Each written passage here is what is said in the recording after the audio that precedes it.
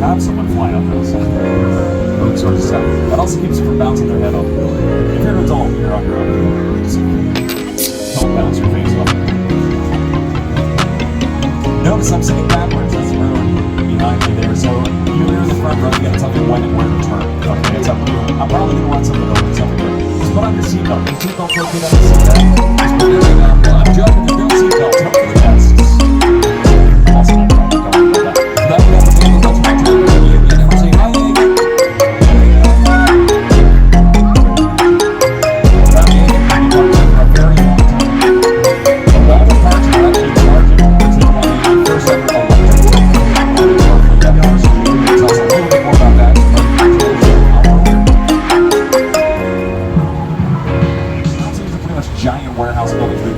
Sets inside it. The largest soundstage on the property is the first one we need to see. Soundstage 12 should be under one inside. That's about 30,000 square feet of space we've been using for nearly 100 years. It's a pretty famous movie set to be built in there. Things like Frankenstein's Lab, like in 1931. You can see Ted screaming on Peacock right now. You see Ted sitting over there. Look, it's a very big Ted, by the way. He's not that big of a show. He's not that sucks. Now, Ted is in for some adjacent buildings as well. Over on the left-hand side, these bungalows used to be dressing rooms for Hollywood's biggest stars. I'm talking people like Doris Day, Rock Hudson, Jimmy Stewart, Lucille Ball, Milo Mason.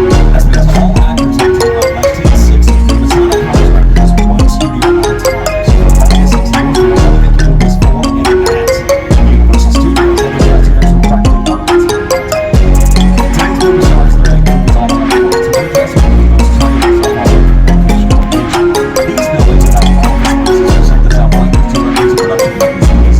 Companies like the best way to order the backlog is where we do the big stuff. The large exterior scenes for our productions at extremely large scale. Does not get much larger or frankly more famous than these metropolitan sets. You're going to recognize quite a few of these streets today. I'll let you know there's a commercial filming on our New York Street as well as our Courthouse Square. We are going to still drive through this area, but we might actually get to see a little bit of production. They are allowing us to drive through, and I don't need to be off my microphone, which is even better.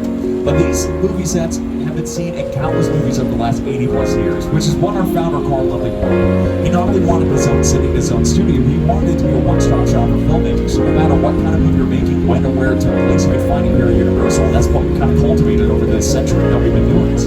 Even this parking lot has seen some filming in it. One of my personal favorites, Ron Howard's Apollo 13 with Tom Hanks. He's having a drink, he's walking on the moon. It's not the moon, it's the parking lot. He's putting down a bunch of radio's, right? Different topics. We can film on the other side of this wall. The open sequence is Casually, directed by Robert Zemeckis. It's filmed on the in Moscow. It's not Moscow. It's a little square. The same exact street that you saw is not in Austin. Straight over from London to New York, you can see all the Now this area is a lot easier than the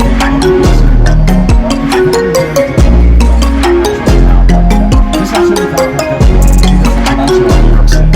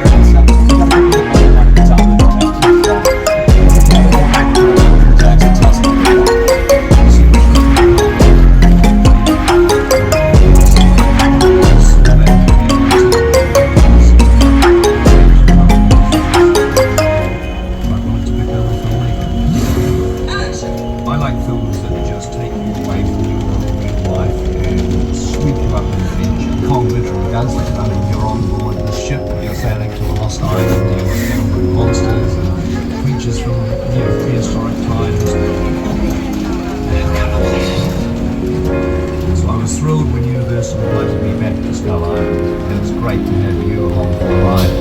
Now we have created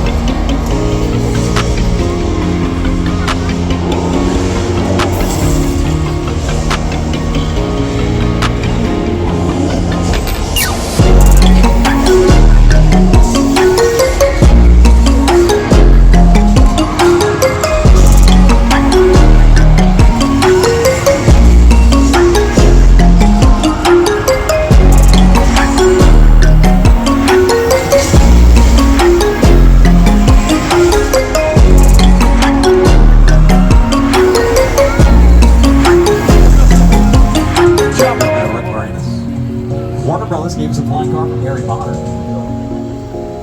The gyrosphere from Jurassic World, it's not missing the glass. It was done digitally that we don't see the reflections of the camera and crew.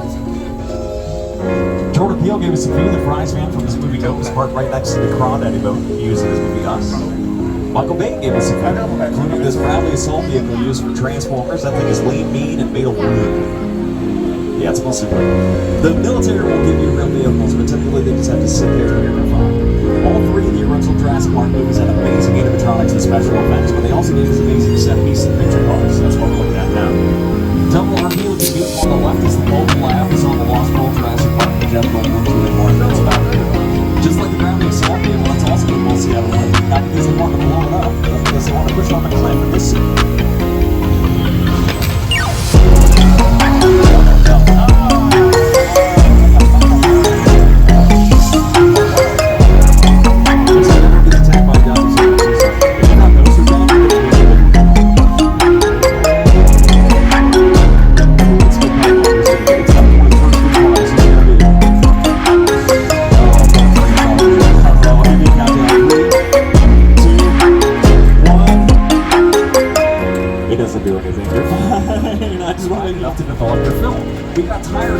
Sun on the East Coast where it rains, sleets, and snows literally almost every single day. So we came out here and were able to make thousands more movies. But we still need to create the environments around the world, like having a big thunderstorm. So here in Old Mexico, we're going to show you how we do that. Now typically, your set does not have any sound on it like thunder. This would be added later on. Today, we're just going to have it all in one. The lighting we see is fixed strobe light, very easy to do. We're not going to block out the sun today. We need that to light up our rain. Speaking of rain, now I'm going to activate it really quick. Just like that, we have the rain skill. We can have rain by using a super high-tech, sophisticated system. Sprinklers, that's all. As long as the sprinklers are open, you'll see some response. You will see gaps between our sprinklers. That's because the flat cloud.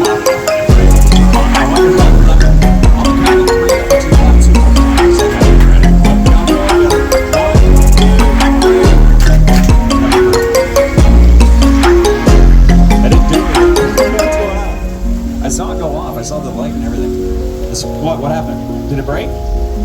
Oh, that's not good. Okay, that's all with that. Yeah, hold around.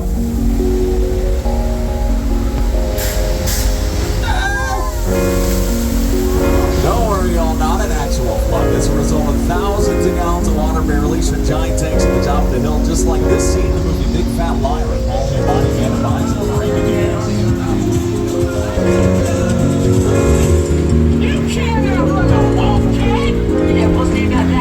This section of Old Mexico was featured as Mexico and Nacho Libre, starring Jack Black. This is also the pirate city of Tortuga. This is by time Airbnb using White Pearl. This next area has been featured in more movies than any other movie set on Earth. This is 6 Points, Texas, and thousands of movies have been filmed here since the silent film era. That includes a racing Quentin Tarantino movie, Once Upon a Time in Maverick. Anytime we're on the Western movie set in the movie, it's all right here in our 6 Points. If you haven't seen Once Upon a Time in Maverick, you should check it out. It's a great movie. Just remember, it's Quentin Tarantino. They only are Steven Spielberg, one of the most well-known directors across the entire planet. And the longest running universe today now. It's been very long since I've talked about the Steven Spielberg show. Actually, dates back to the early studio tour. We're celebrating our 60th anniversary this year. Our anniversary is technically July 15th. And that first summer, an 18-year-old Steven Spielberg would be coming onto the studio tour almost every single day. He loved the lot, he loved the studio tour. He got a reputation of being the kid that would always be here almost every single day. He also got a reputation of being the kid that whenever they would go inside of a building, he would go off on his own. Eventually, he stopped coming to the tour because he was going to school. He was learning to become a filmmaker. He made a short film called Amblin. That might sound familiar, that's what he named one of his production companies later on in his life. He sent Amblin over to Universal Studios to ask him to do that. He said, this young kid's got some talent. And I don't know, one of his first jobs is actually just walking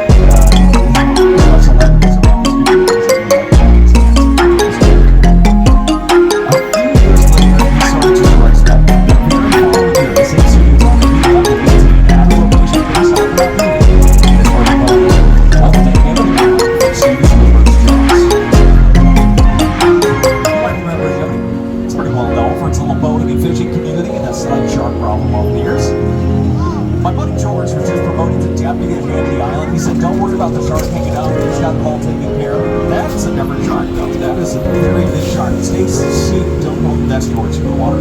George. George. You okay? He's fine. Yeah, he's good. He's good. Okay, we're gonna move forward and we're gonna put our next to these gasoline barrels. That's what it says in the same panel. Okay, to the left. Just don't touch gasoline. Don't touch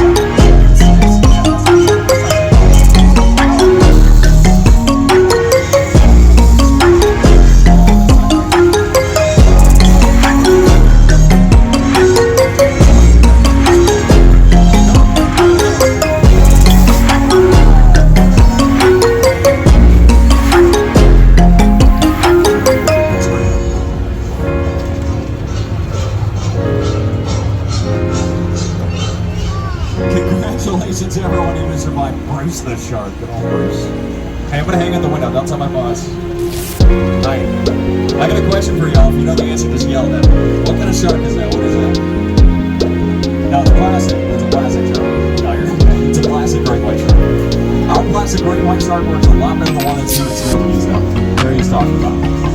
That's a much like shark. The shark is frustrated. Didn't work all the time. Didn't work hardly at all. Wherever you were. Has a full interior, unlike the neighbor, which is just the side, right? You don't know what you see out there. You never know the neighbor's house. You don't need to know what's on the inside. One of the street residences that we get to drive down today is called Hollywood Street. You might recognize it as the Burbs. The Burbs are dominant to Gary Fisher. It's where Woodstock Manor was the past first time we see the region. It was Nellyville, Nelly and County Road. It's widely recognized as Wisteria Lake. Commercial where she has the lemonade stand. This is where the lemonade stand was. But Desperate Housewives is probably the most wide-reaching part of Colonial Streets. This is McCluskey's house there on the right-hand side, the one with the red door. One of my favorite behind-the-scenes story of Desperate Housewives is that they found so many termites inside Mrs. McCluskey's house that they needed to tear the house down. When the writers heard about that and said, well, if you're going to tear the house down, well, we got to destroy the show. So they wrote an episode, not that it has termites, but that a big tornado comes to town and only hits Mrs. McCluskey's house. A great example of that was sometimes we'll write an episode of the show to kind of explain something that actually happened. Same exact thing happened in Superstore with America Ferrera. Big tornado was in their store at the end of season 1. We put on the sound system with Super Nintendo until they kind of just broke its use of it. The final episode of Superstore uses Greyhounds. They don't know what's inside either because there's nothing inside of that house except for a giant tree on the door. Everyone else has redeemed. They lived on 4 seasons, never had any other Netflix. The monster is looking for purple house next to the right. The girl is looking for the blue house. It's little Johnny's solution.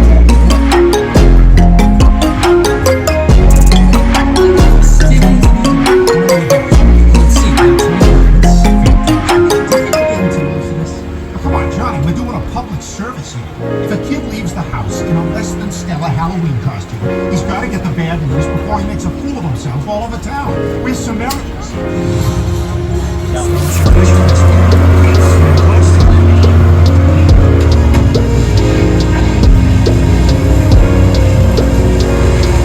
Let me get in. That's a water. That basin's been there since the 60s. That's where Norman and the car is signed up. I guess spoiler alert for a movie that came out 64 years ago. The wall itself was built in 1980s for a sequel to Jaws called Jaws the Revenge. Now, in this scene, you see the plane in the background there, the boat in the foreground, and the sky is the wall. It can't paint it on the clouds. So the plane is literally only a few feet away from the back of the wall. Since then,